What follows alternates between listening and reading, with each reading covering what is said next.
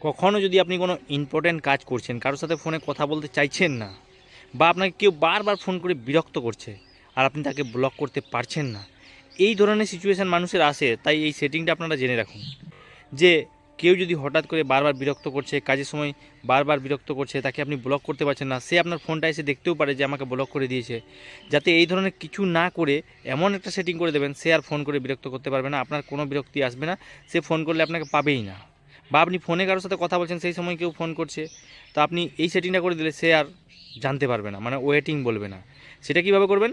প্রথমেই যার নামের উপরে করবেন সেটা আপনার কন্ট্যাক্টে সেভ থাকবে, সেই কন্ট্যাক্টে চলে আসবেন।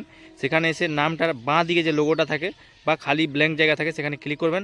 ওখানে দেখবেন ড্রাইভার টু ভয়েসমেল বা সেন্ড টু ভয়েসমেল যে অপশানটা আছে নিচের দিকে, এইটাকে অন করে দেবেন। তারপর থেকে আর সে ফোন করলে পাবে না। আর এটা ঠিক করার জন্য জাস্ট এটাকে অফ করে দেবেন, তাহলেই ঠিক হয়ে যাবে।